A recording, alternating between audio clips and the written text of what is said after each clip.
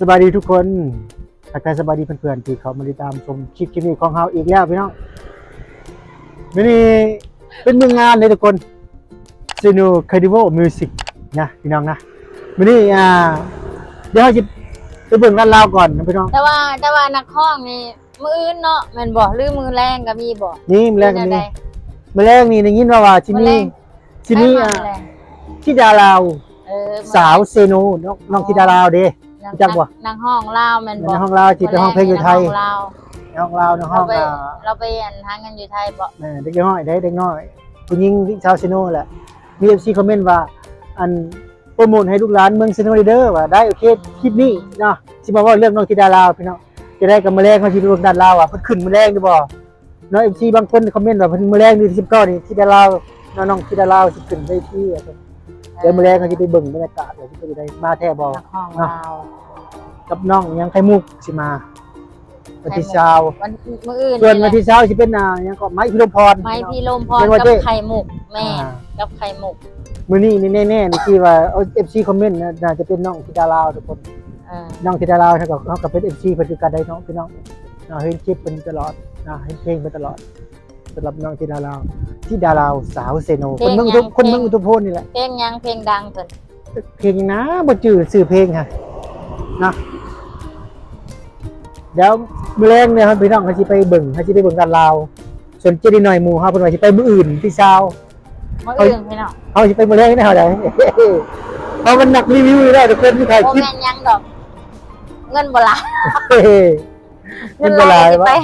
เงินหลายก็สิไปหลายๆมื้อแล้วจะไป2มื้อเนาะส่วนเฮาก็เงินบ่หลายดอกพี่น้องไปรอซื่อๆถ่ายคลิปรีวิวนะเฮาเป็นนักรีวิวมาถ่ายคลิปแล้วก็อยากไปอยู่แต่ว่ามื้ออื่นนี่แหละมื้อนี้คนเนี่ยเซเว่นทุกคนเดือดตาแดดแห้งนี่ทุกคนเอ้ยเฮาบ่อยากไว้สีแดดเลยนะ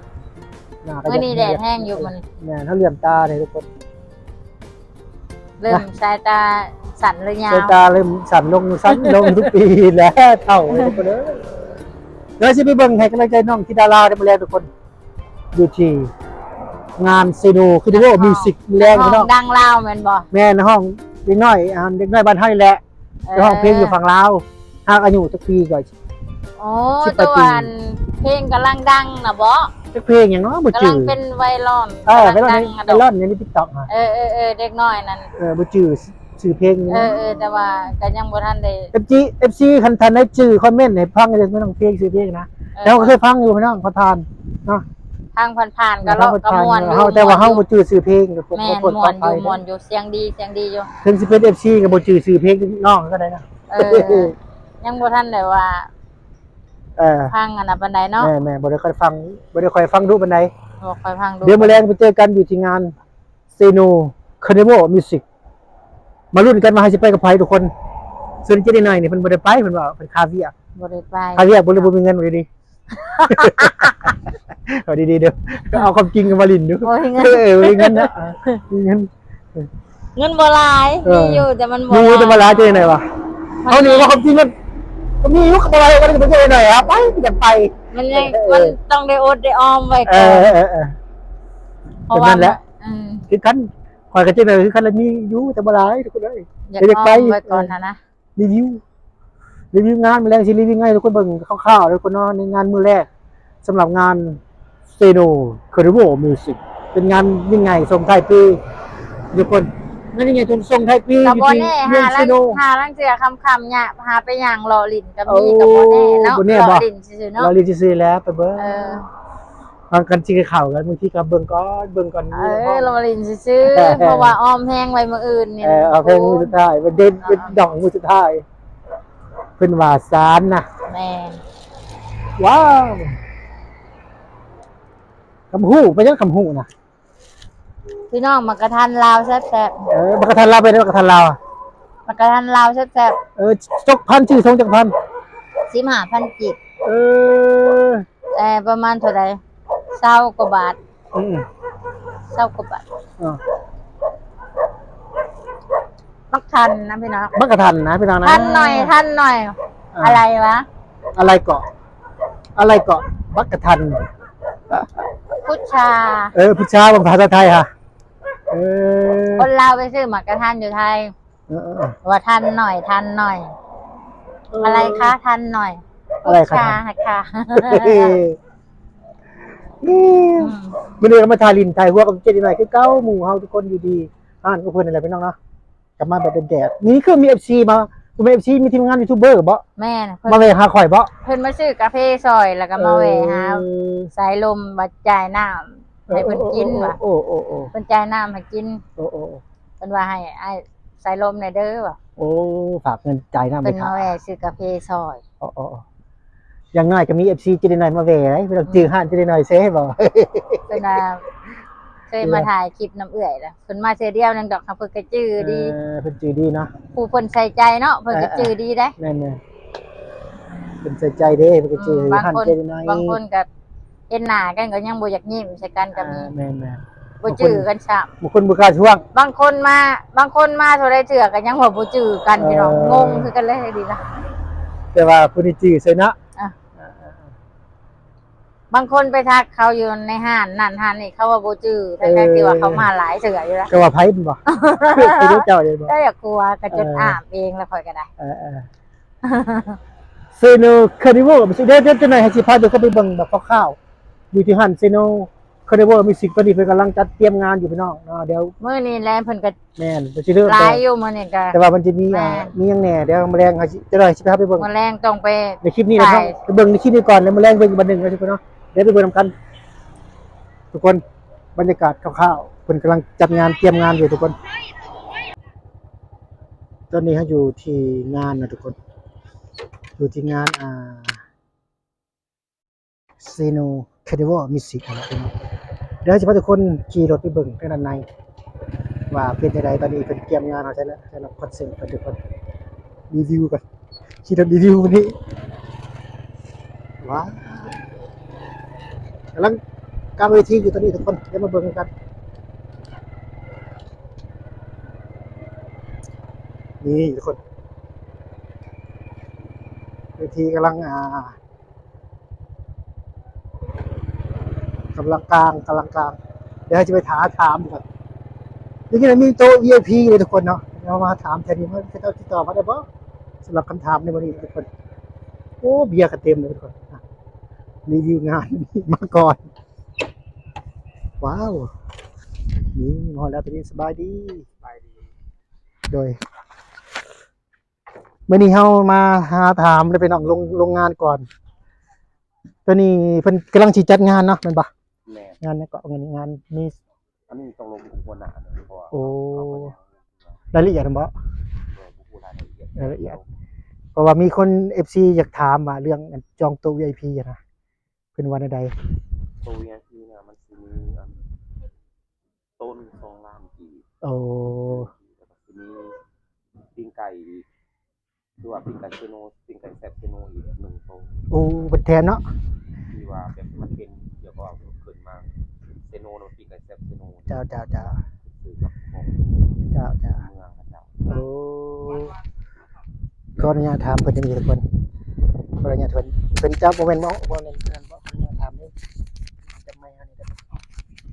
โอ้ยังให้เก็บให้ลมบุคคลหนาตอบให้บ่ได้แบบถ้าเกิดว่าตอบแต่บ่ลงโตแล้วมันก็สิแบบคือว่าตัว FC มันสิบ่ถึกเนาะมันสิบ่ถึกมันสิทำเป็นว่าเนาะแม่นๆทุกคนแม่นว่าก็ยังให้ราคาอันนั้นบ่ได้แต่ว่าราคาคร่าวๆที่ฮู้มาเป็น2ล้านเนาะตัวหนึง VIP เนาะแม่นๆแล้วก็จะมีปิ้งไก่แถม กินไก่แถมอีก เบียร์เด้เบียร์แถมบ่ เบียร์บริแถม เอา ก็เบียร์ก็มันก็อยู่ในหันเลยผม คือว่ามีได้ยินข่าวว่ามีเบียร์แก้วหนึงมีกันหนึงเนาะ เบียร์แก๊สหนึ่ง เบียร์กันหนึงปิ้งไก่ตัวหนึงเนาะ กินไก่ตัวหนึง ได้ยินแนั่นแต่ว่าราคามี FC เคยคอมเมนต์ในเพจเพิ่นว่าเพิ่นยังบ่ทันตอบนะหลายคนก็อยากรู้ก็เลยว่าเราก็เลยมาลงมาถามเพิ่นก่อนพี่น้องมื้อนี้ นี่นะแบบบ่มีที่ว่าอันคนใดที่มาเฮ็ดใจกว้างแบบนี้นะ โอ้บ่มีเนาะ โดย มื้อนี้มันภายในการห้องลงเพิ่นว่ามีคะแนนมื้อนี้ ทางห้องสิมีน้องธิดาลาวแล้วก็สิมีอันดาวดวงน้อยแล้วก็สิมีไอ้แล้วก็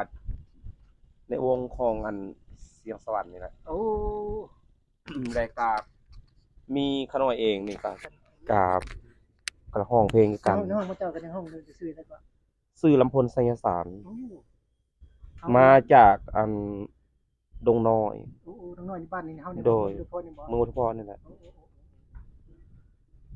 เพราะว่าเฮาก็มีที่ว่าต้องแบบ พื่อนเป็นเพิ่นเชิญมาที่ว่ามาขึ้นเวทีนำเด้ เจ้าถ้าขึ้นที่เนาะมื้อนี้เนาะ แม่น มื้อนี้ก็มีหยังก็ว่าให้ที่ฟังใหม่หน่อยยันเป็นคนใหม่เฮาบ่ไกล นี่อันดาวดวงน้อยแล้วก็สิมีน้องธิดาลาวเด้ ที่ใจเรา โดยแล้วก็ครบอันวงจรนี่แหละว่าอยู่ในนักร้องอยู่ในวงเสียงสวรรค์นี่เด้ที่ว่าคนที่บ่มีชื่อเสียงคือเฮานี่ก็ถ้าแนะนำไปกับคือว่าอีหยังหั้นนะเขาก็อาจ น้ำเบิ่งน้ำที่สีชมพู โดยเขาก็อาจสิบ่ฮู้อันเด้ว่าอีหยังนักร้องคนนี้มาแต่ไสแต่ว่า สิจะได้ก่อนในห้องเจ้าซื้อได้ก่อน ลำพลไงไสยสาร คนสิชาห้องประจำวงใด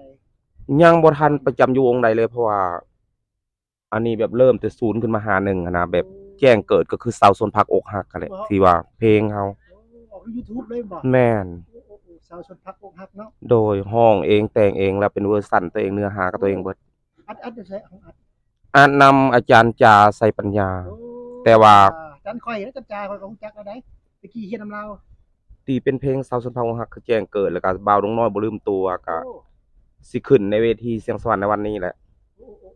โดย มื้อแรงทุกคนมาเจอกันเด้อ ทุกคนมาเจอกันเด้อมา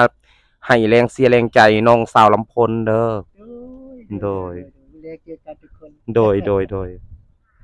ถ้าสิบ่ม่วนบ่หยังก็เนาะต้องให้กำลังใจคนที่แขวงสวรรณเขตเฮาเด้เพ จัก ราะว่า โมงคือจักงานเริ่มจักโมงมื้อแรง เริ่มตั้งแต่ประมาณ 7 โมงแรง โอ้เจอมื้อแรงมื้อนี้เนาะ โดย โอเคส่วนมื้ออื่นแม่นไหมพี่ลมพรของดังแน่นอนบ่ นักร้องดังมาแล้วก็สิมีน้องอีกก็มาแบบคือเป็นมื้ออื่นเนาะเพราะว่านักร้องมาจากต่างประเทศเด้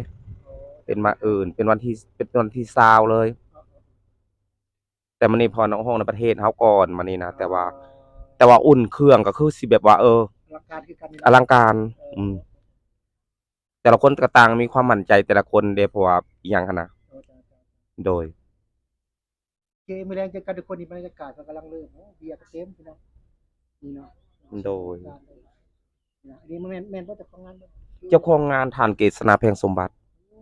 เป็นเกษตรเป็นสุบัติบ่ โดย จัดงานนี่เนาะ จัดงาน เจอกันมื้อแรงทุกคน โดย สวัสดีทุกคน ตอนนี้เราก็อยู่ที่งานนะเซโนคาร์นิวัลมิวสิกเป็นปะ เซโนมิวสิกคาร์นิวัล โอ้ แมนสถานีความมวล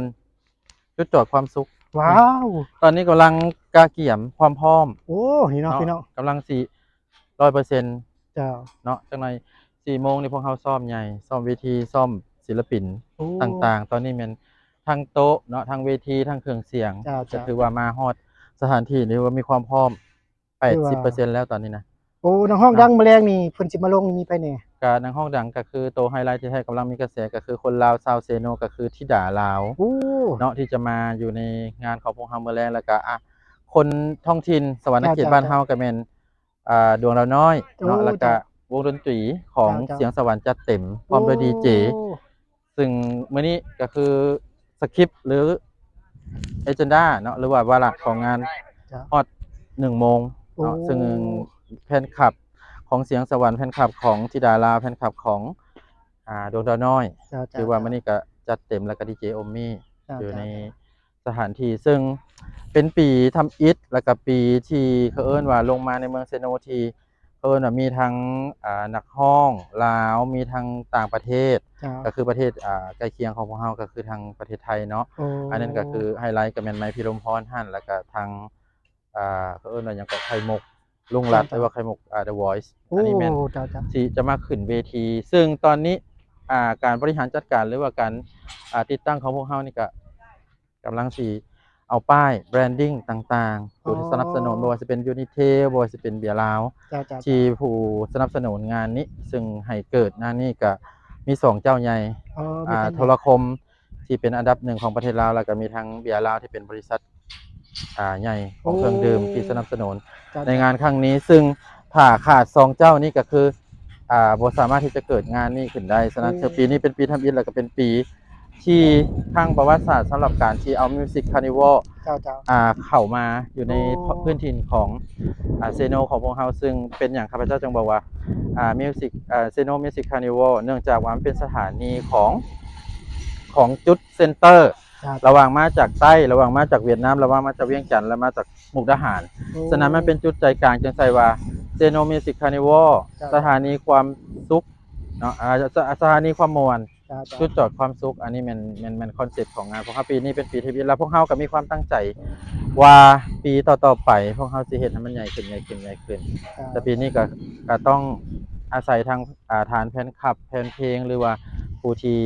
อยู่ใกล้ๆแถวเซโนเฮาแล้วก็เมืองใกล้เคียงเขามาเบิ่งมาชมมาเชียร์แล้วก็มาม่วนน้ำกัน ซึ่งก็เป็นคล้ายๆคือกันกับงานส่งท้ายปีเก่าต้อนรับปีใหม่เนาะซึ่งมันเข้าสู่เขาเอิ้นว่าฤดูกาลที่จะก้าวเข้าไปสู่เขาดาว2026แล้วฉะนั้นงานนี้เป็นงานหนึ่งที่เร่งใส่ในการประดับตกแต่งตอนแรงๆก็สิเห็นมีไฟมีอุโมงค์เนาะแล้วก็สิมีเรื่องของเขาเอิ้นว่าไฟแสงสีจะเต็มแน่นอน สำหรับ ซึ่งว่าบ่พลาดแน่นอนซึ่งอันนี้เป็นเขาเอิ้นว่ายกเรื่องของบริหารจัดการและเรื่องของ organize เนาะเขาเอิ้นหั่นน่ะ อีเวนต์ organize น่ะลงมาอยู่ที่พื้นที่ของเมืองเซโนของพวกเราอย่างเต็มรูปแบบ เจ้าอันนี้มี FC คอมเมนต์หลายคนว่าเรื่องตู้ VIP เนาะ สำหรับตัว VIP เนี่ยเป็น exclusive สำหรับผู้ที่จะอยากใกล้ชิดหรือว่าแฟนคลับเนาะของนักร้องที่อยู่ในดวงใจหรืออยู่ในตำนานก็ว่าแม่นก็พวกเราจัดไว้อยู่ที่100 โต๊ะหน้าเวทีก็สิมีexclusive ให้กับโต๊ะหนึงก็อยู่ที่2 ล้านที่เป็นเบาๆซึ่งอยู่ในหันทามาหลายๆทานสิมัน5 คน6 คนสิแชร์กันก็บ่ฮอด5-6 แสนเนาะซึ่งเฮาสิแถมเอิ้นว่า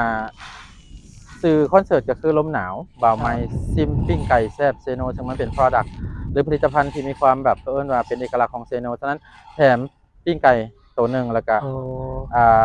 น้ำก้อนแล้วก็เบียร์ลาวแก๊ส1 24ป๋องน้อยเนาะ330 ml อันนี้ได้2 ล้านหั่นแล้วก็ได้โต๊ะฟรีอันนี้ถือว่าคุ้มสุดคุ้มก็ซ้ำกับเข้าฟรีหั่นแหละแต่ว่าเพื่ออยากมอบให้แบบ exclusive สำหรับแฟนคลับแฟนเพลงที่เขาเอิ้นว่าอยากมาเบิ่งเบาไม้โดยเฉพาะสำหรับในงานนี้สามารถถ่ายรูปได้เลยมันบ่อันหนึ่งพิเศษที่เฮาได้ขอห้องจากทางก็เอิ้นว่าหยังก็ผู้จัดการศิลปินเพิ่นก็คือจากทุกๆคนที่สมัครหรือทุกคนที่ซื้อแพ็กเกจสนับสนุนเพิ่นก็คือได้ถ่ายรูปทางหลังเวทีเขาเอิ้นว่าเป็นแพนมิดกรีดเลยก็คือทาง organize สามารถที่เขาเอิ้นว่าให้บรรดาที่แฟนคลับเพิ่นได้ถ่ายรูปนำบ่ว่าสิเป็นลุงรัฐบ่ว่าเป็นสิเป็นไข่มุกหรือว่าไมค์พิรมพรที่ดาราวคือกันบ่ที่ดาราวคือกันเจ้าแต่ว่าต้องเผาจองได้เพราะว่าจำนวนจำกัดตอนนี้นะมันสิ VIP เฮาเริ่มที่จะเขาเอิ้นตอนนี้ยังบ่ตอนนี้ยังอยู่แต่ว่ามีจำนวนจำกัดฉะนั้นต้องเล็งเข้ามาทางเพจบ่หรือว่าทางเบอร์โทรเพราะว่าทีมงานเฮาคอยแบบเขาเอิ้นว่าตอบเมสเสจหรือว่าคอยหารับโทรศัพท์อยู่ต้องด่วนหน่อยนึงจ้าตอนนี้ก็มี FC เฮาหลายคนก็ถามเนาะให้ว่าอยากฮู้เกี่ยวกับราคา VIP มื้อนี้เฮาก็เลยมาถามผู้จัดงานเพิ่นให้เรียบร้อยเด้อทุกคนเด้อจังได๋ก็คือเพิ่นว่าได้ราคาประมาณ2 ล้านเนาะ